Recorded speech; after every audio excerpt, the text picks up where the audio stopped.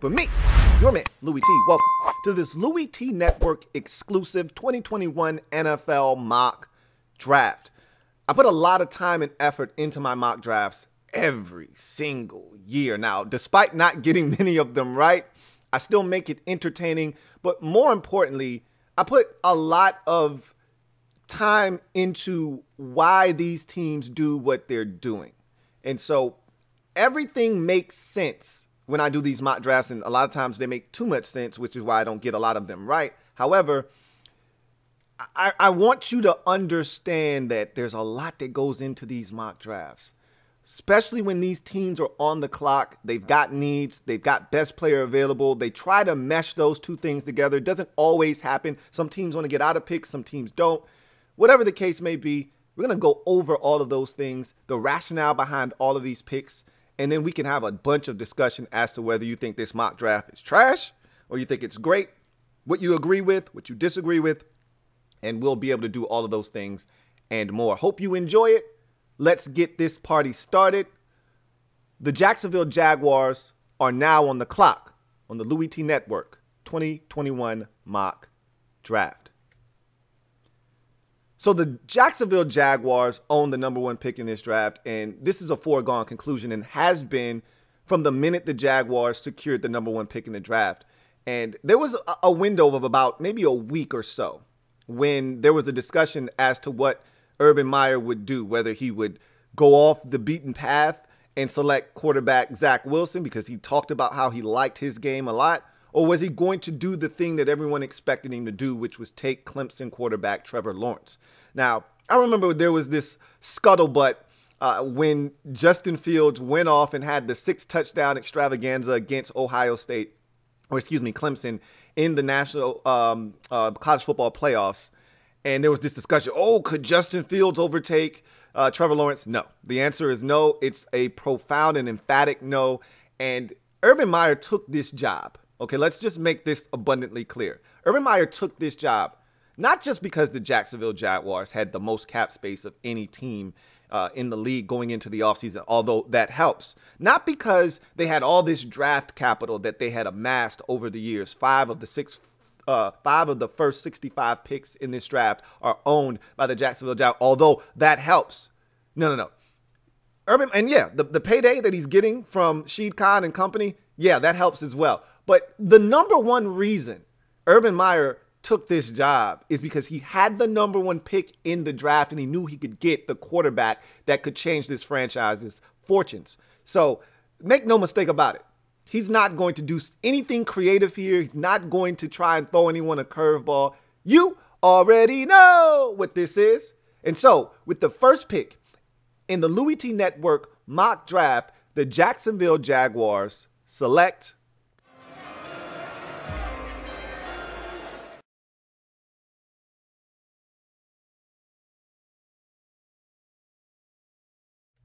the New York Jets are now on the clock at #2, and this is a team that has revamped their organization, so to speak.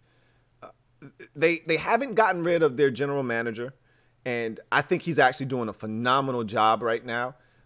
You see the first rounders from 2012 to 2018, 8 of them no longer on the roster. That's not the fault of the current GM in New York. I can tell you this. There have been a lot of decisions made that shows that the arrow is pointing in the right direction. They move on from Sam Darnold. I thought they extracted as much draft value and capital out of Sam Darnold as they could have possibly gotten. They slow played this quarterback process. We didn't know exactly what they were going to do. I knew all along that they were going to move on from Sam Darnold, that their current GM did not draft Sam Darnold. This was not his doing. And so even though he expressed love for Sam Darnold and thinks that this guy is a consummate pro and has a chance to really be good in this league, that wasn't his guy. And so he's got a chance now. He hired his coach, Robert Saleh. He's got a chance to now draft his quarterback at #2. And that's exactly what they're going to do. And they're going to look to change the fortunes in New York. And I think this is a huge step in the right direction. They're going to turn things around. It's probably going to be on the defensive side of the football first, which is why you bring in Robert Saleh. But In order to win and win consistently and win big in this league, you have to have the quarterback. And that's what the Jets are looking to do here. Joe Douglas is doing everything in his power to do it right in New York. And I think this next pick is going to be his defining moment in New York. If he gets it right, he'll be lauded and praised, and statues will be built for Joe Douglas in New York if he gets this right with the Jets. If he doesn't, add him to the list of failed GMs for the Jets over the last 2 decades and throw him in the scrap heap with the Mike McCagnons of the world and so forth and so forth. With the second pick in the LouieTeeNetwork mock draft, the New York Jets select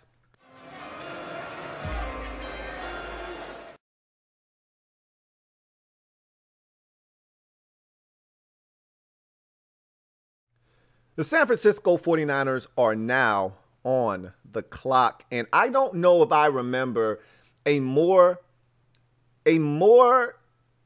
detailed pick and a more discussed and picked apart trade than the one the San Francisco 49ers made to get up from 12 to 3 back in March. And so much has been made about what the 49ers actually are going to do with this pick.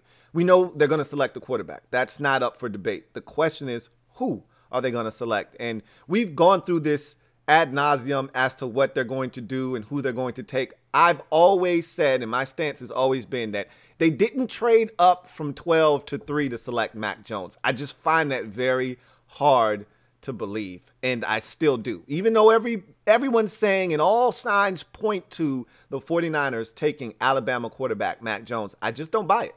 I think it's a smokescreen. Why do you need a smokescreen when you're at 3 and you don't need to trick anybody? I don't know what the purpose of that is. So on that end of things, I say if there's smoke, there's fire, because they don't need to trick anybody.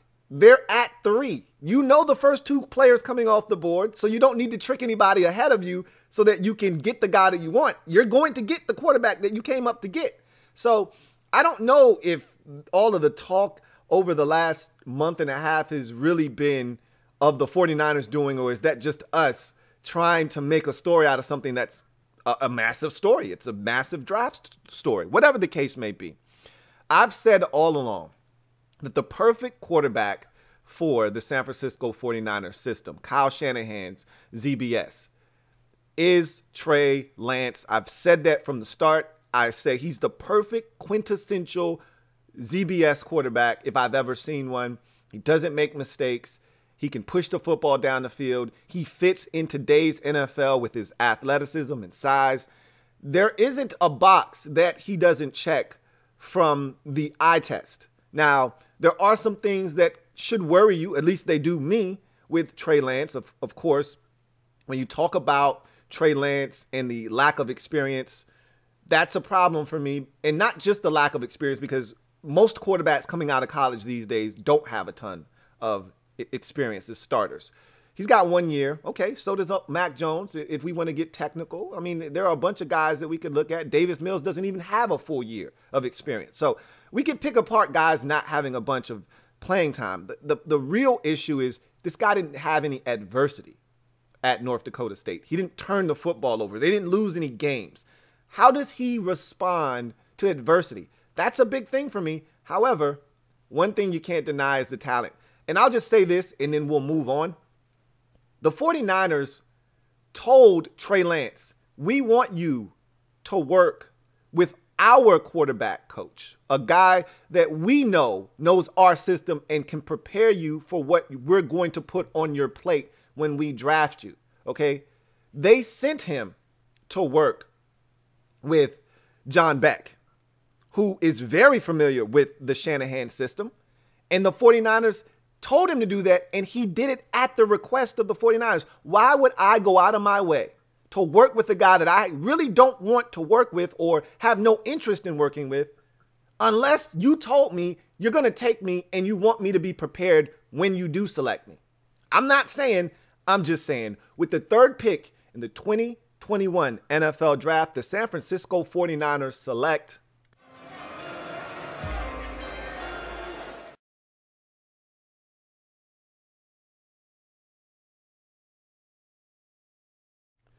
So now we get to the 4th pick in the 2021 NFL draft. Atlanta Falcons are on the clock, and they've blown everything up, started anew, and they needed to. Unfortunately, Dan Quinn and company didn't get it done. They moved on from them during the season last year. They've hired a new GM in Terry Fontenot. They've hired a new head coach in Arthur Smith.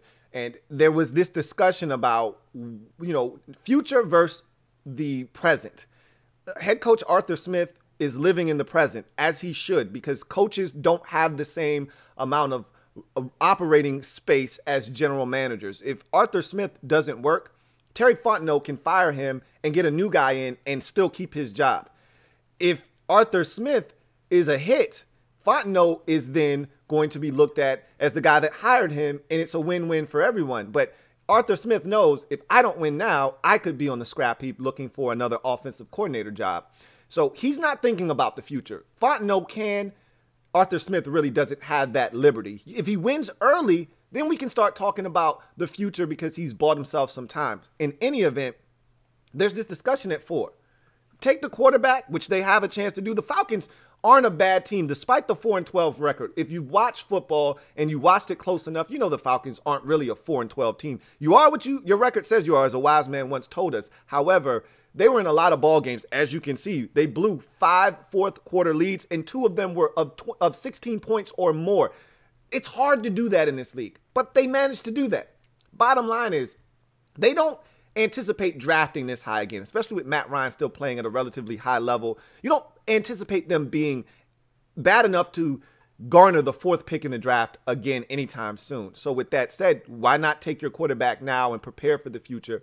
Arthur Smith's like, look, I don't have that kind of time.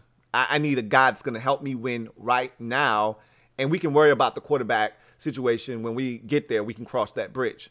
And I think Fontenot is going to understand that, because really it's in the best interest of both parties, Arthur Smith and Terry Fontenot, to come in and win right away.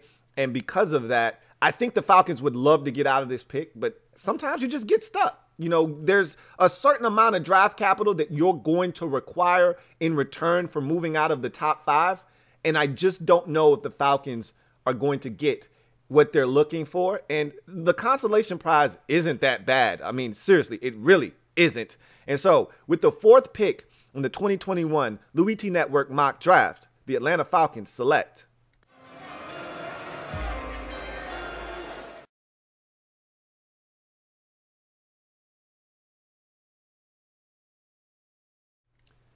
the Cincinnati Bengals are now on the clock, and this is when things really start to get juicy, because the Bengals, they've had opportunities to get out of this pick. Several teams have called and really tried to move the Bengals off the spot. The Bengals are doing the right thing here. Don't move out of 5. You earned this pick.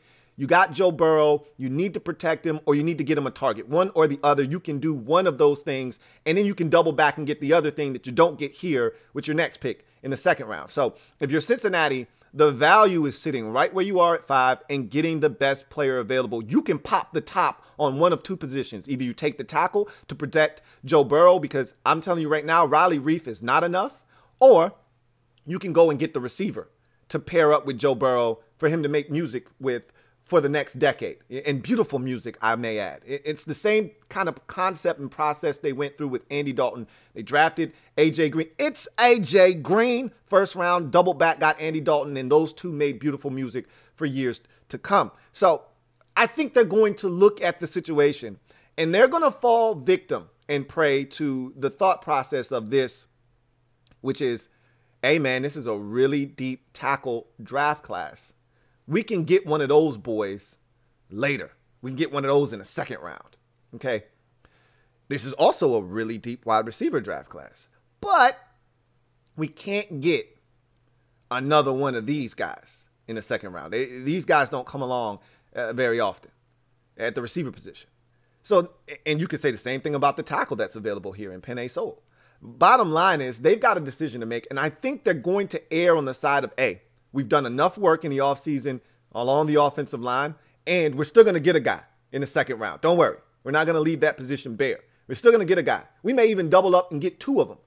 Double up. But we need to get this receiver because our receiving core is set. We really like it. We just need a number 1 guy. Not sure we're going to get that guy in the 2nd round, But we know if we take them, we'll get them here at number 5. And, oh, by the way, there's chemistry here. These guys have done it together before. Let's not stir the pot a bit. You know, let's not go and try to reinvent the wheel. Let's knock this out, and we'll double back and get the tackle later. So, with the 5th pick in the Louie T Network mock draft, the Cincinnati Bengals select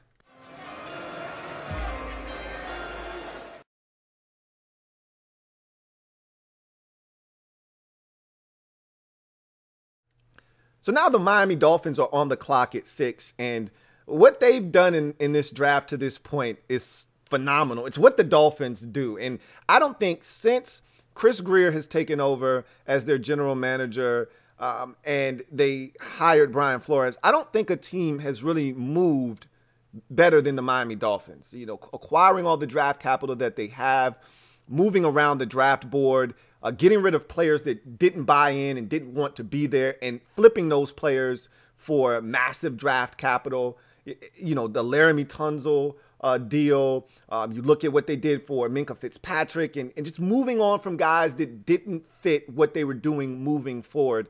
And to trade out of 12 or 3, pick up a bunch of draft capital to continue to keep them stocked, locked, and loaded for the future, but then to come back up, because essentially they gained more than what they gave up to get back up into the top, 6 picks. And so you still netted a profit by moving back and then moving back up. And so you go from 3 to 12, you come from 12 to 6. And this is a team that you look at and you say, okay, they've got several needs, but none of them glaring. So you feel really good. The biggest thing I look at with this Dolphins team is...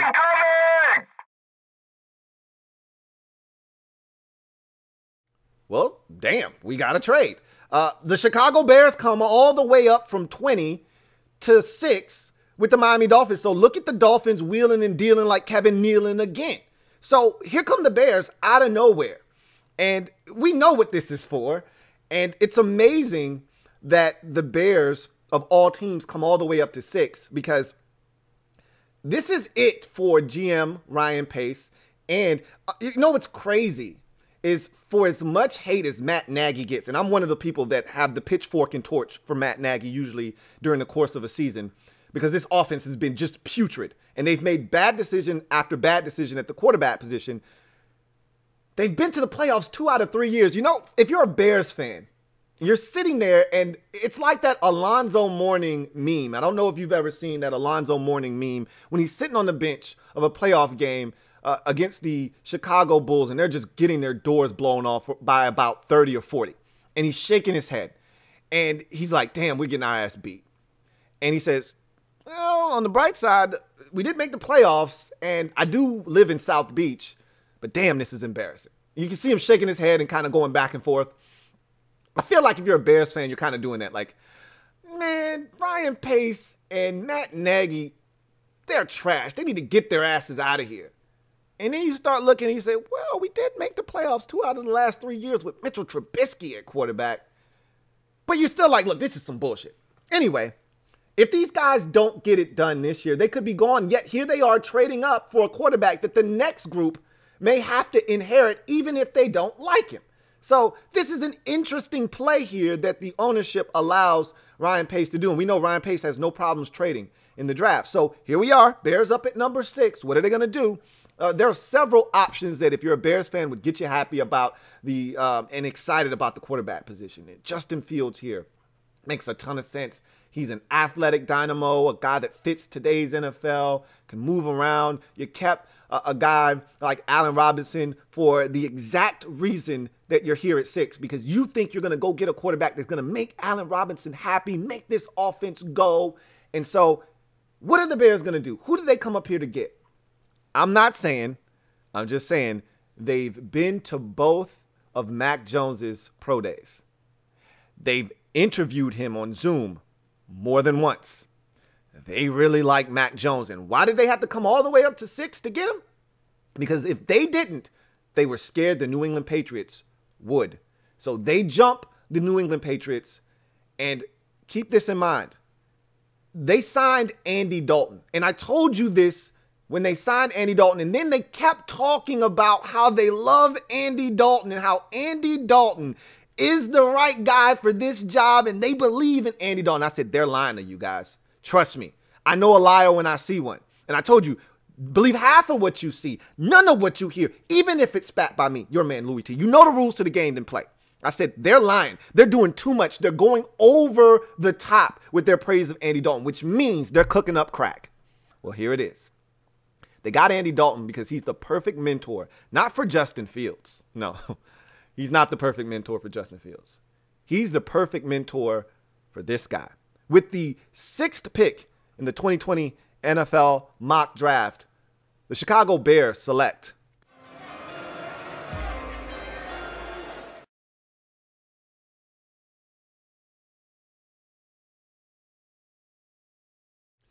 So now we're at number 7. The Detroit Lions have had a really fun offseason. You got coaches talking about biting off kneecaps. You got a brand new general manager in Brad Holmes who makes this big blockbuster deal that nets you a bunch of draft capital for the future. And you're looking around and it looks different, but look, what was happening in the past wasn't working. So why not do something different? So you move on from Matthew Stafford, who's been the guy for all of a decade or so in Detroit, and you acquire Jared Goff. I don't know where that's going. I don't know what their real motive is there, other than, hey, they got another first-round pick. Maybe Brad Holmes, who was a part of the brass and the brain trust that went up to get Goff number 1 overall, maybe he really loves Jared Goff and wants to see him succeed in Detroit. Maybe that's real. I believe they just needed that other first-round pick, and they said, if we're going to take him off your hands, I need that first-round pick to do so. Whether that's the case or not is irrelevant. You've got Jared Goff now, and you've got a bunch of draft capital, and you're ready to proceed into this rebuild. And let's call a spade a spade. It's a rebuild in Detroit. So you're really not looking to win right now.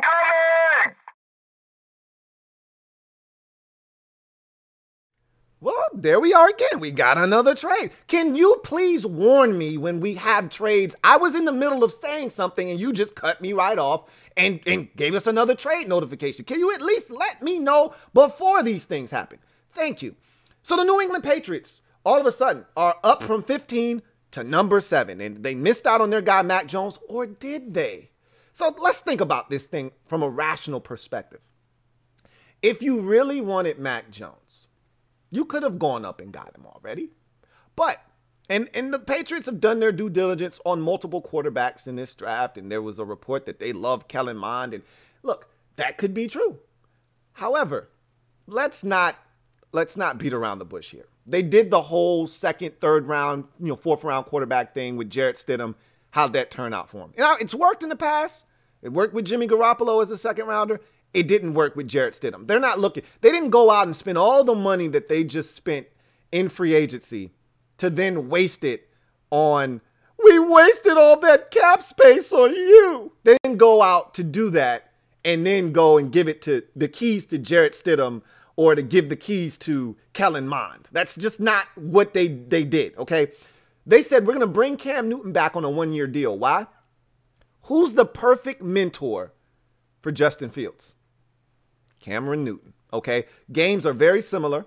No, they don't have the same body type, but there's only one Cam Newton from a body type standpoint. But I can tell you this. When you look at their games, they're very similar.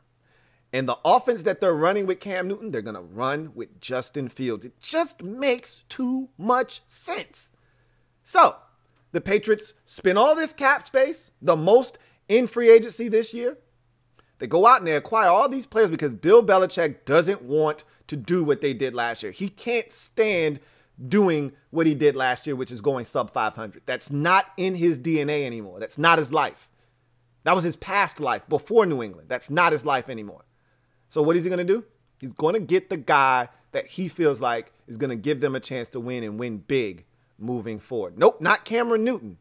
With the 7th pick in the 2021 LouieTeeNetwork mock draft, the New England Patriots select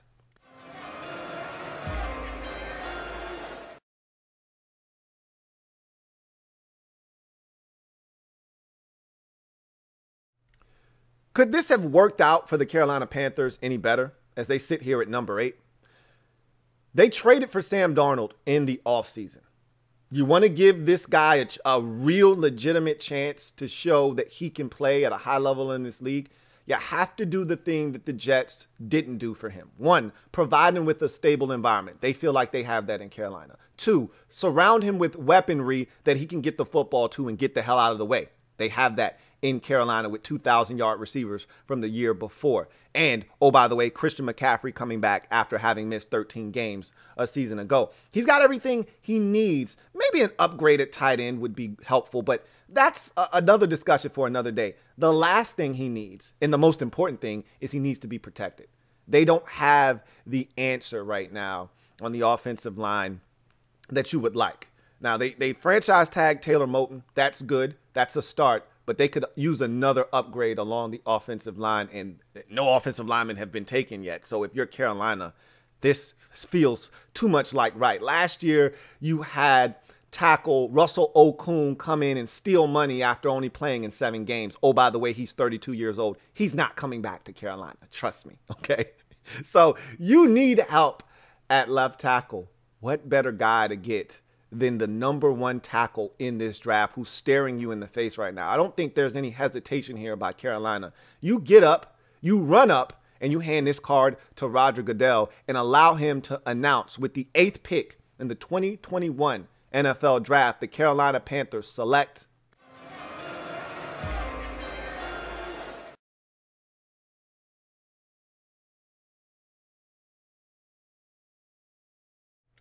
So now we're on to the 9th pick in the draft, and the Denver Broncos are on the clock. And there was a lot of discussion as to whether the Broncos would move on from Drew Lock. And I'm a Drew Lock guy. I think this is his make or break year. If he can't get it done in year 3, he's got to stay healthy first and foremost. But he's got all the weapons he could ask for. They need to stay healthy too. They've had some injuries. Cortland Sutton missed pretty much all of last season. You had Hamler, KJ Hamler, their rookie, in and out of the lineup. They need consistency from their skill group, but the talent is there. Locke is talented enough to get them the football. He's shown flashes. The Carolina game last year, the game against the, there was another one against, who am I forgetting? Against the Chargers when he came back and led them to a victory after trailing by like 3 scores in the 4th quarter. This is a guy you can win with, I believe, but this is a make or break year for him. So I don't think they're drafting a quarterback at 9. However, they are going to need more stability out of the quarterback position. Their new GM, George Patton, has come in and said, look, we like Drew Lock, and we're going to give him a chance. And if you're going to give him a chance, maybe the best thing you can...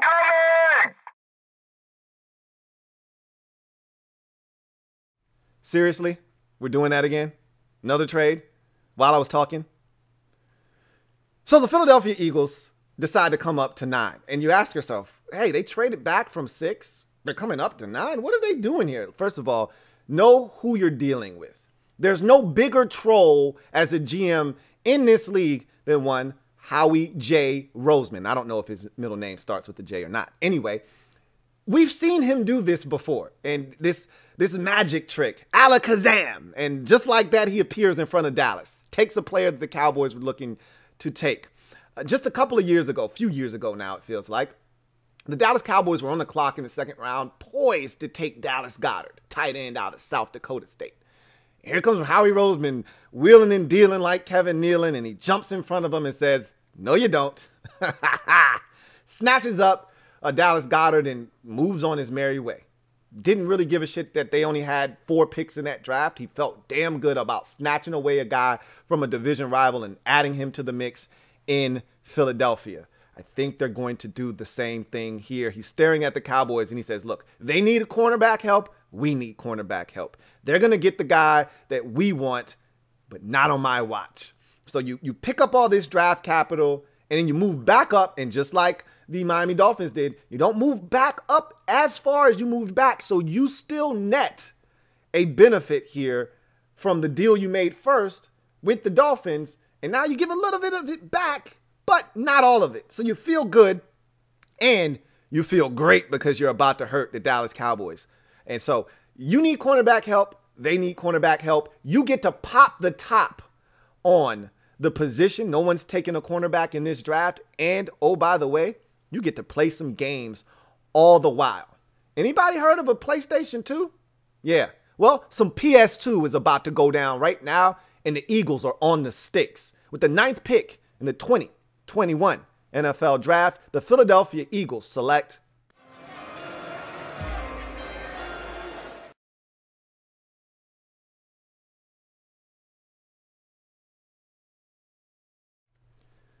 So the Philadelphia Eagles took it back to 2000, March of 2000 to be exact, on the Dallas Cowboys, who are now on the clock at 10, and they're pissed. And I'm looking around, I'm saying, damn, homie, one pick ago you had Surtain, homie. The F happened to you. Well, the Eagles happened to you. It's okay, though. You can still have a GameCube. It may not be a PS2, but it beats nothing, right? So pick up your GameCube controller and look, the games aren't as good as the PS2 games. And no, it doesn't play DVDs, but you'll still get some kind of value out of it, I guess. There's some kind of consolation prize, right? And so the Cowboys are looking around and they're thinking to themselves, these bastards, they did it again. However, they said, you know what? We don't feel as bad. We've scouted this position really well. We went out and we got Dan Quinn. He needs another horse on the outsides. We drafted the kid out of Alabama last year in Trayvon Diggs. We think he's starting to improve, but he needs a tag team partner. So they're still going to draft a corner, maybe not the one that they had been hell-bent on getting, and they tried all these smoke screens, smokes and mirrors to try to get her. Hey, we really want Kyle Pitts. We knew you weren't coming up for Kyle Pitts. Stop your nonsense, Jur. Okay? However, look, you missed out on one legacy pick. Doesn't mean you still can't get you a legacy corner. And so the Dallas Cowboys shake off the bit of cobwebs after being stunned by the Eagles and rebound to still get themselves a legacy corner in this draft. With the 10th pick in the 2021 NFL mock draft, the Dallas Cowboys select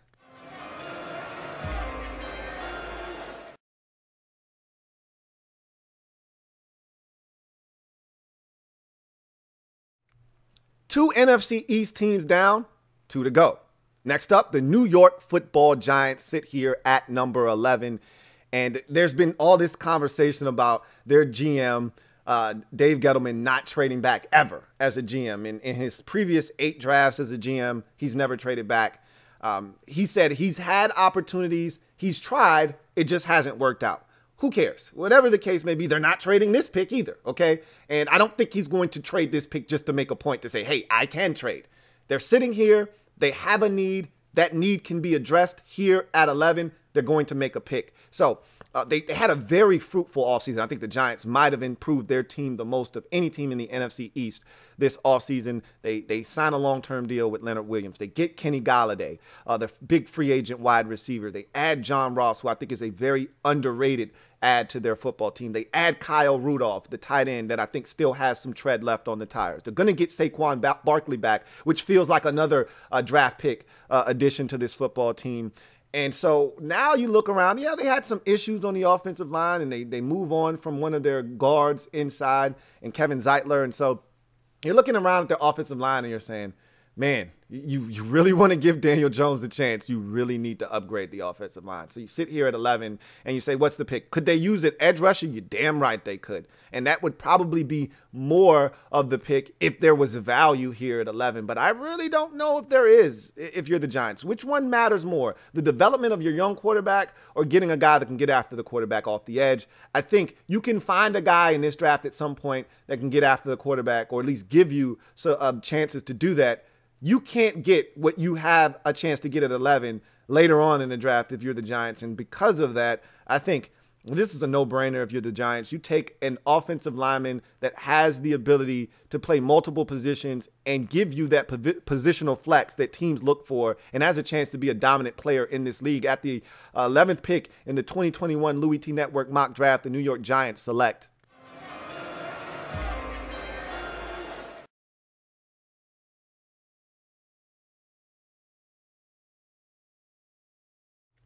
So at 12, the Denver Broncos have a shit-eating grin on their face.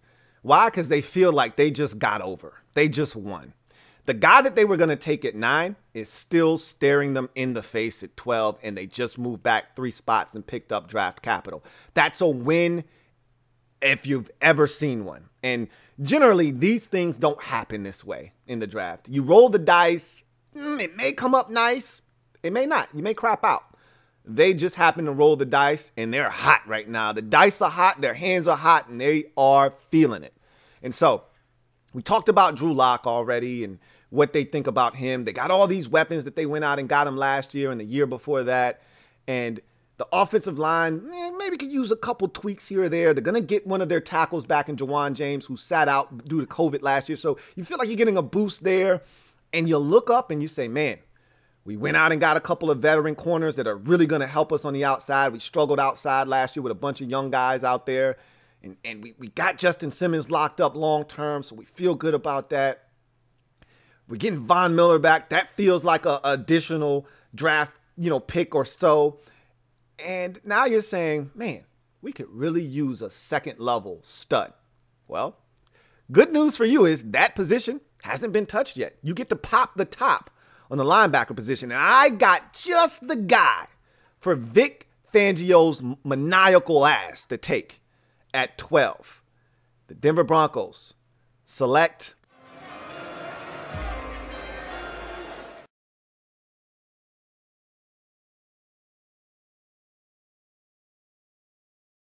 sticking in the AFC West, now moving on to the Los Angeles Chargers, who hold the 13th pick in this draft.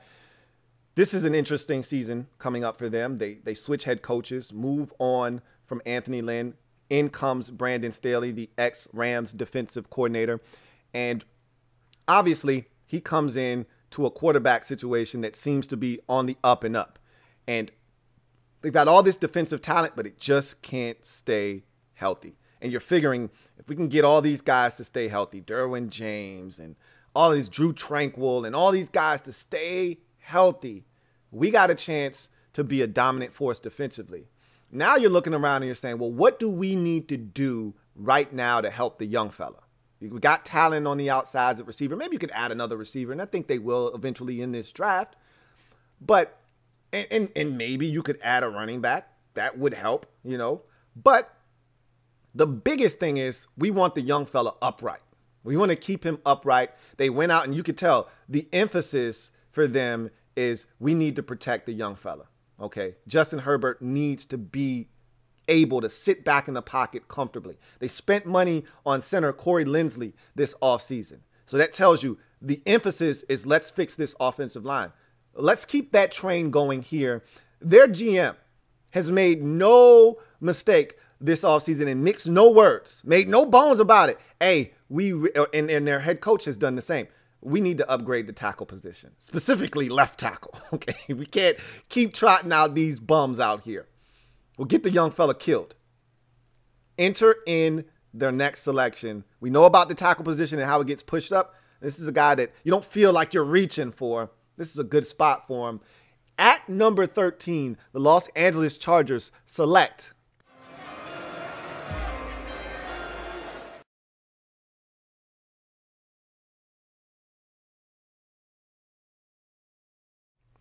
So the Minnesota Vikings are now on the clock at number 14, and they kind of feel like they're in no man's land, so to speak. They have an offense that's kind of budding. Offensive line could use a bit of an upgrade, but you just kind of saw the last guy that you were really willing to take at 14 come off the board right in front of you. You look around and you say, had a young secondary last year. Kind of feel good about the trajectory of what they're doing. Could we use a safety? Yeah, but not really here at this particular spot. So kind of early for a safety. You look around at the rest of the roster and you're saying, what did we really struggle at last year? I get it. Danielle Hunter missed the whole season. He's as good as it gets in this league as a pass rusher, a young up-and-coming pass rusher. He missed the whole season last year. That hurts. That stings. But there was really nobody opposite of him to begin with. You traded for Yannick Ngakoue. That didn't work. And you got rid of him as soon as as fast as you traded for him, you traded him away. You need another edge rusher. There's no more Everson Griffin to be on the opposite side. Yannick Ngakoue didn't work because he didn't have a tag team partner. You were asking him to be something that he's not, which is a number one unquestioned go-getter pass rusher, you got to draft someone to help Danielle Hunter when he does come back healthy next year. And at 14, you got a chance to pop the top on what is not the most elite crop of edge rushers. I can't remember a draft we had in recent memory where there hasn't been a top 10 edge rusher, really top 5. They usually come off the board in the first 5 picks, whether it's a Boza or Chase Young or Myles Garrett. We've seen one of these elite dominant rushers come off the board in the early stages of the draft. We don't have one of those in this year's draft. Doesn't mean you don't have one here at 14. Now, I don't necessarily love this guy, but there's no mistaking that there's talent here and there's upside. And I wasn't the biggest Danielle Hunter fan when he was drafted because I said, look, this guy's a raw athlete. He looks the part, but there's no production. Same thing can be said about this guy. And if the Vikings can do what they did with Danielle Hunter with this guy, you could have 2 studs coming off the edge for you in Minnesota. With the 14th pick in the 2021 LouieTeeNetwork mock draft, the Minnesota Vikings select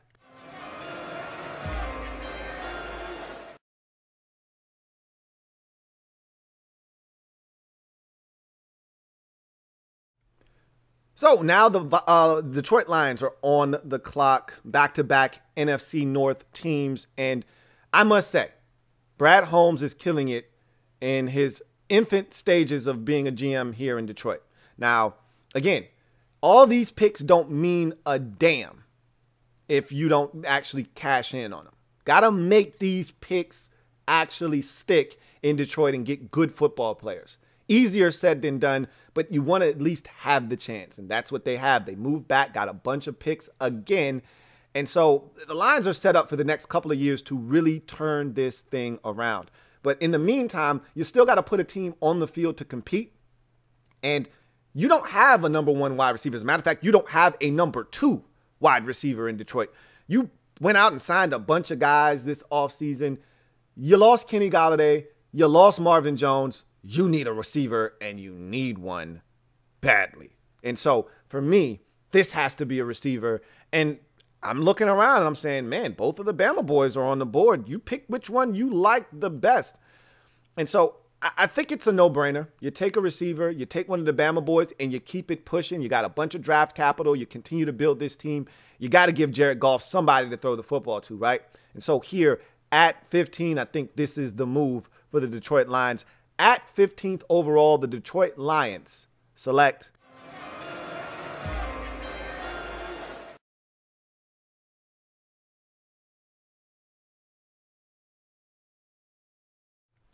So the Arizona Cardinals are now on the clock at 16, and here's a team that I thought underachieved last year. We're in a position to make the postseason, faltered down the stretch. Kyler Murray got injured in week 17 and wasn't able to win them a football game. But the week prior to that was the one where they blew a golden opportunity, losing to a 49ers team with CJ Beathard at quarterback and nothing to play for. And they let him come into Arizona and beat him on a Saturday afternoon. They didn't need to go to the postseason after that loss. However, 8-8 in the second year of Cliff Kingsbury feels like a disappointment, although they're trending in the right direction, and I think things need to come together for them in year 3, and they need to make the postseason for everyone to feel like this thing is continuing to go in the right direction. That said, they went out and they made moves this offseason that say, hey, we are in it to win it, and we're in it to win it now. They're not waiting. They feel like the window is now. Kyler Murray's still on that rookie deal. You know how it goes. Once that rookie is off that once that quarterback is off that rookie contract, things become infinitely harder when you're trying to win and acquire other assets around that quarterback. So they're pushing their chips to the center of the table now. They go out to get J.J. Watt. They go and bring in A.J. Green. It's A.J. Green. Why? Because they think their legacy wide receiver, the legend, the man, the myth, the legend himself, Larry Fitzgerald, is going to hang it up this offseason. Still hasn't made that announcement formally, but I think everybody sees the writing on the wall, feels like he's going to retire. That said, you also moved on from another future Hall of Famer in Patrick Peterson this offseason who went to Minnesota. And so there's a glaring hole at cornerback. And it just so happens that there's a guy falling down the draft board as we speak who may actually be the best corner in this draft and has vowed to make teams pay for passing on him. This just seems too much like right for the Arizona Cardinals to pass on this player here at 16. You're getting tremendous value with a top 10 prospect here at 16. That's what I call not only spillage, but really fortunate benefit for this Arizona Cardinals team. Here at 16, the Arizona Cardinals select